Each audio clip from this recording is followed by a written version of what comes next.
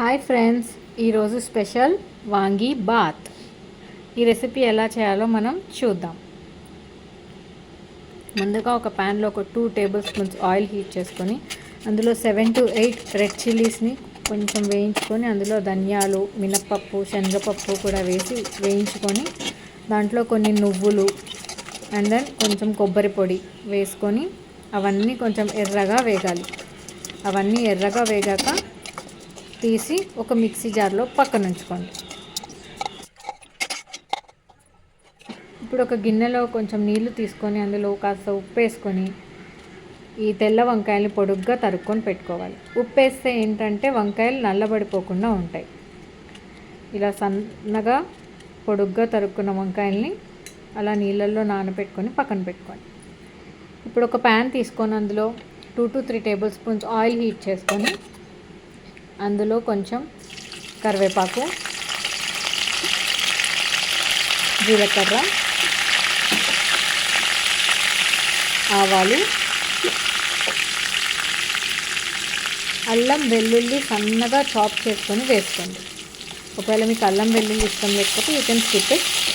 And తర్వాత ఉల్లిపాయలు సన్నగా కోసుకొని వేసి కలుపుకోండి. ఉల్లిపాయలు కొంచెం మగ్గాక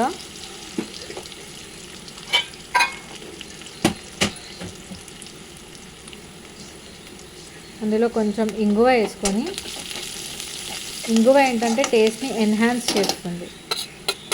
ఒక 2 పచ్చిమిర్చీలు సన్నగా మధ్య చీరుకొని తరిగి వేసుకొని ఒక 7-8 జీడిపప్పులు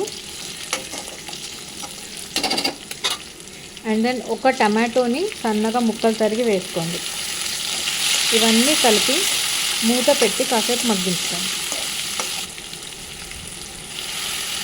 ఇప్పుడు తరుక్కున్న వంకాయల్ని వేసి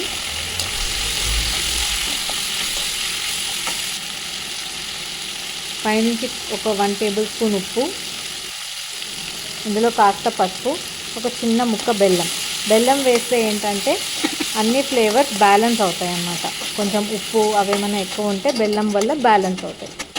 ఇప్పుడు ఒక చిన్న నిమ్మకాయ అంత సైజు చింతపండు నానబెట్టుకొని ఆ చింతపండు రసం పోసుకొని ఇలా దగ్గరకు వచ్చే వరకు ఆగి మొత్తం మిక్చర్ దగ్గరకు వచ్చాక మనం వండి పెట్టుకున్న వైట్ రైస్ దానిపైన మనం తయారు చేసుకున్న మసాలా వేసి మసాలా అంతా పట్టేలాగా రైస్ని కలపాలి.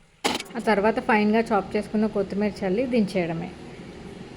ఇంకేంటి, మనకి గుమగుమలాడే వాంగీ బాత్ రెడీ. నా వీడియో మీకు నచ్చినట్టయితే like, comment, share and subscribe. Thank you.